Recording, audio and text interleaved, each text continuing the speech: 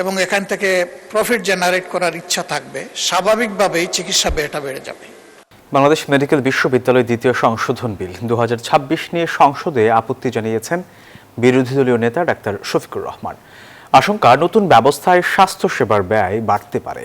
একই দিন দেশের আদালতে মামলা জট কমাতে সরকারের পদক্ষেপ এবং এনসিপির ওপর নানা সময় হওয়া হামলার নিন্দা জানিয়ে জড়িতদের আইনের আওতায় আনার আশ্বাস দেন আইনমন্ত্রী। জাতীয় সংসদে একাধিক গুরুত্বপূর্ণ বিল, নীতিগত সিদ্ধান্ত ও জনস্বার্থ সংশ্লিষ্ট বিষয়ে আলোচনা।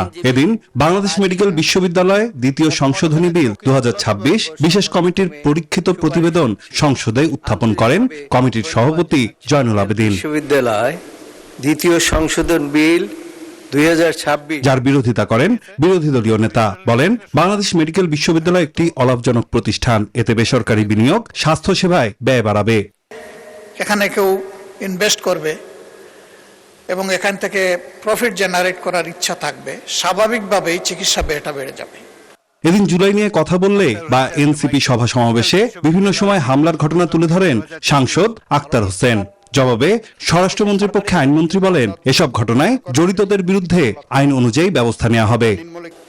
আমরা আশ্বস্ত করতে পারি যে এর সাথে যদি কেউ জড়িত থাকে তার বিরুদ্ধে আইনিভাবে যতটা পদক্ষেপ নেওয়া সম্ভব, স্বচ্ছতার সাথে ততটা কঠোর পদক্ষেপই সরকার নেবেন। এদিন নিম্ন আদালতে 40,78,000-এর বেশি এবং উচ্চ আদালতে 5,61,000 মামলা বিচারাধীন আছে বলে সংসদকে জানান আইনমন্ত্রী। তো আমরা এটা পর্যায়ক্রমিকভাবে চৌকি আদালতগুলোকে নির্মাণ সংস্কারের দিকে এগিয়ে যাচ্ছে এবং গতকাল রাতেই সমস্ত স্কিম নিয়ে আমি মাননীয় প্রধান বিচারপতির সাথে কথা বলেছি। আমরা এই কাজগুলো দ্রুত গতিতে এগিয়ে নিয়ে যাব। বাণিজ্য মন্ত্রী জানান, চামড়া রপ্তানির সক্ষমতা বাড়াতে সিইটিপি সম্প্রসারণ করা হবে। আর মৎস্য ও প্রাণী সম্পদ মন্ত্রী বলেন, ইলিশের অভয়াশ্রমে মাছ ধরা বন্ধের সময় জেলে পরিবারগুলোর সহায়তা বাড়ানো হবে।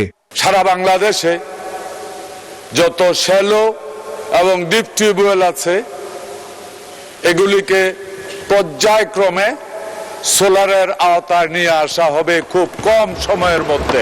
চামড়া যদি ধরে রাখা যায়, যেটা ধরে রাখা গিয়েছে, তাহলে যে ট্যানারি আমাদের আছে যতটুকু কমপ্লায়েন্ট না, কিন্তু এগুলি প্রসেস করা সম্ভব এবং সেটা চামড়াজাত পণ্যে রূপান্তরিত করা সম্ভব। জনপ্রশাসন মন্ত্রী জানান, আগামী 1 বছরের মধ্যেই অধিকাংশ শূন্য পদে জনবল নিয়োগ সম্পন্ন করার লক্ষ্য নিয়ে কাজ করছে সরকার। নেত্রকোনা 3, নাইম আলচিকো, নিউজ 24, ঢাকা।